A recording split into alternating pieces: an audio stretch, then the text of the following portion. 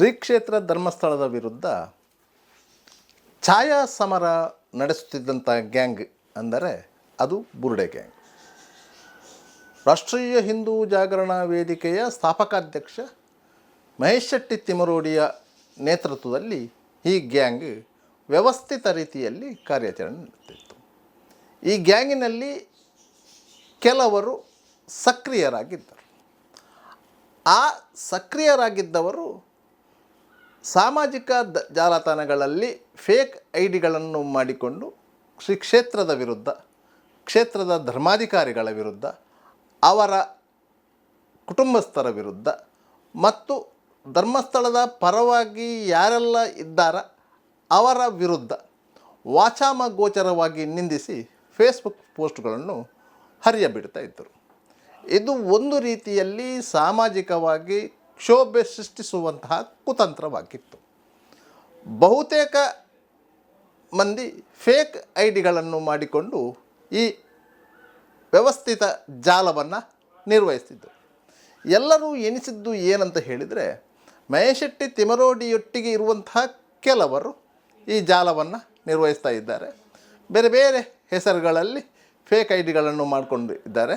ಅವರು ಇದನ್ನು ಸಾರ್ವಜನಿಕರಿಗೆ ತೊಂದರೆ ಆಗುವಂಥ ರೀತಿಯಲ್ಲಿ ಪ್ರಚಾರ ಪಡಿಸುತ್ತಿದ್ದಾರೆ ಎಂದು. ಮಹೇಶ್ ಶೆಟ್ಟಿ ತಿಮರೋಡಿ ತಂಡದಲ್ಲಿದ್ದ ಕೆಲವರು ಅವರವರ ಸ್ವಂತ ಹೆಸರುಗಳನ್ನು ಬಳಸಿಕೊಂಡು ಸಹ ಫೇಸ್ಬುಕ್ನಲ್ಲಿ ತಮ್ಮ ತಮ್ಮ ಅಭಿಪ್ರಾಯಗಳನ್ನು ವ್ಯಕ್ತಪಡಿಸಿದರು.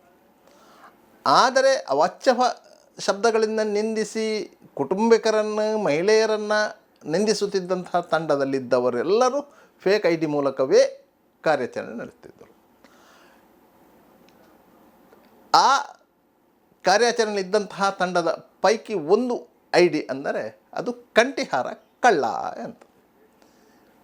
ಈ ಐ ಡಿ ಕಳೆದ 3-4 ವರ್ಷಗಳಿಂದ ಸಕ್ರಿಯವಾಗಿತ್ತು.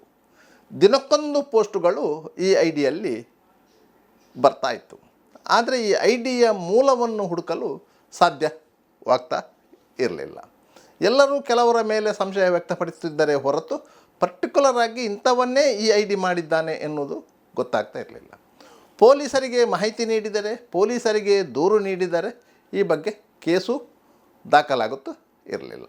ಹಾಗಾದರೆ ಒಂದು ಠಾಣೆಗೆ ದೂರು ನೀಡಿದ ಕೂಡಲೇ ಆ ಪೊಲೀಸ್ನವರು ಅದನ್ನೊಂದು NC ಮಾಡಿ ಅಲ್ಲಿಗೆ ಅದರ ವಿಳಾಸ ಪತ್ತೆ ಆಗಲಿಲ್ಲ, ಸಂಬಂಧಪಟ್ಟ ಫೇಸ್ಬುಕ್ನವರು ಮಾಹಿತಿ ನೀಡಿಲ್ಲ ಎನ್ನುವಂಥ ಸಬೂಬು ಹೇಳ್ತಿದ್ದರು.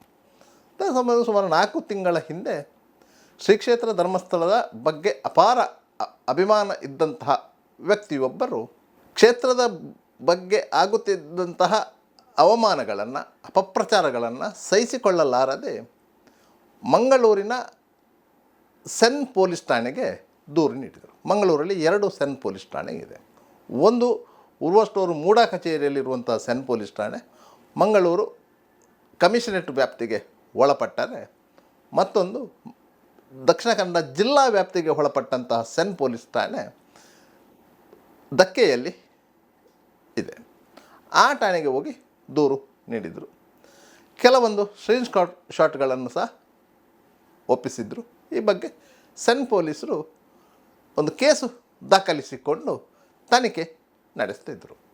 ಸುಮಾರು 4 ತಿಂಗಳ ಕಾಲ ಪೊಲೀಸರು ಸತತವಾಗಿ ಬೆನ್ನು ಬಿದ್ದು ಆ ನಕಲಿ ಐ ಡಿಯ ವಿರುದ್ಧ ಕಾರ್ಯಾಚರಣೆ ನಡೆಸಿದಾಗ ಅವರಿಗೊಂದು ಮಹತ್ವದ ಮಾಹಿತಿ ಸಿಕ್ಕಿತ್ತು. ಈ ಐ ಡಿ ನಿರ್ದಿಷ್ಟ ನಂಬರ್ನಿಂದ ಉಡುಪಿಯಿಂದ ಕಾರ್ಯಾಚರಣೆ ಮಾಡ್ತಾಯಿದೆ ಅಂತೇಳಿ. ಅದರಂತೆ ಕಾರ್ಯಾಚರಣೆ ನಡೆಸಿದರು. ಜೂನ್ 2ರಂದು ಉಡುಪಿಗೆ ಹೋಗಿ ಉಡುಪಿಯ ಜನತಾ ಕಾಲನಿಯ ಸುದರ್ಶನ್ ಎಂಬಾತನನ್ನು ಎತ್ತಾಕಿಕೊಂಡರು.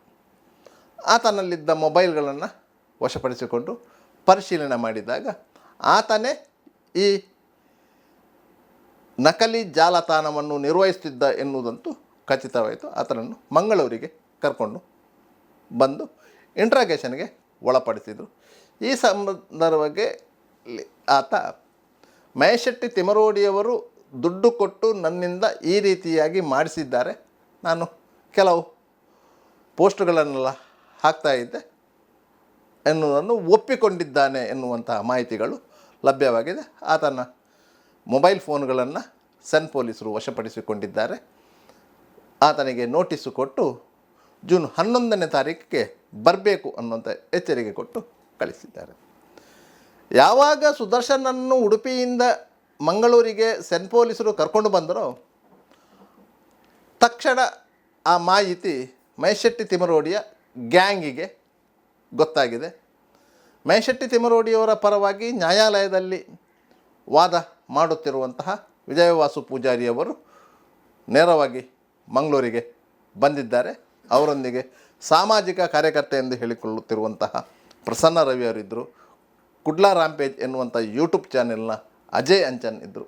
ಇವರು ಮೂವರು ಸೇರಿ ಆತನ ಪರವಾಗಿ ಯಾರು ನಕಲಿ ಐ ಡಿಗಳನ್ನು ಕ್ರಿಯೇಟ್ ಮಾಡಿ ಹೆಣ್ಣು ಮಕ್ಕಳ ಬಗ್ಗೆ, ಹೆಂಗಸರ ಬಗ್ಗೆ, ಧರ್ಮಸ್ಥಳದ ಧರ್ಮಾಧಿಕಾರಿಗಳ ಬಗ್ಗೆ ಅವಾಚ್ಯ ಶಬ್ದಗಳಿಂದ ಫೇಸ್ಬುಕ್ನಲ್ಲಿ ನಿಂದಿಸಿದ ವ್ಯಕ್ತಿಯ ಪರವಾಗಿ ವಕಾಲತ್ತು ನಡೆಸಿದರು. ಆದರೆ ಪೊಲೀಸರು ಕೊನೆಗೆ ಆತನನ್ನು ಬಂಧಿಸಿ ಜಾಮೀನಿನ ಮೇಲೆಗೆ ಬಿಡುಗಡೆಗೊಳಿಸಿದರು. ಯಾಕಂದರೆ ಅದೊಂದು ಬೇಲೇಬಲ್ ಒಫೆನ್ಸ್ ಮತ್ತು ನೋಟಿಸ್ ಕೊಟ್ಟು ಕಳಿಸಿದರು. ಅದರಿಂದಾಗಿ ಈ ನಕಲಿ ಐ ಡಿಗಳ ಜಾಲದ ಹಿಂದೆ ಮೈಶೆಟ್ಟಿ ತಿಮರೋಡಿ ಮತ್ತು ಅವರ ಬಳಗದವರ ಕೈವಾಡ ಇರುವುದಂತೂ ಸ್ಪಷ್ಟವಾಯಿತು. ಇನ್ನೂ 10 ಹಲವು ನಕಲಿ ಐ ಡಿಗಳ ಲಿಸ್ಟ್ಗಳಿವೆ. ಯಾರ್ಯಾರು ಅದನ್ನು ನಿರ್ವಹಿಸಿದ್ದಾರೆ ಎನ್ನುವಂತಹ ಕೆಲವೊಂದು ಮಾಹಿತಿಗಳಿವೆ. ಆದರೆ ಖಚಿತ ಮಾಹಿತಿಗಾಗಿ ಸೆನ್ ಪೊಲೀಸರು ಕಾರ್ಯಾಚರಣೆಯನ್ನು ಮುಂದುವರಿಸಿದ್ದಾರೆ.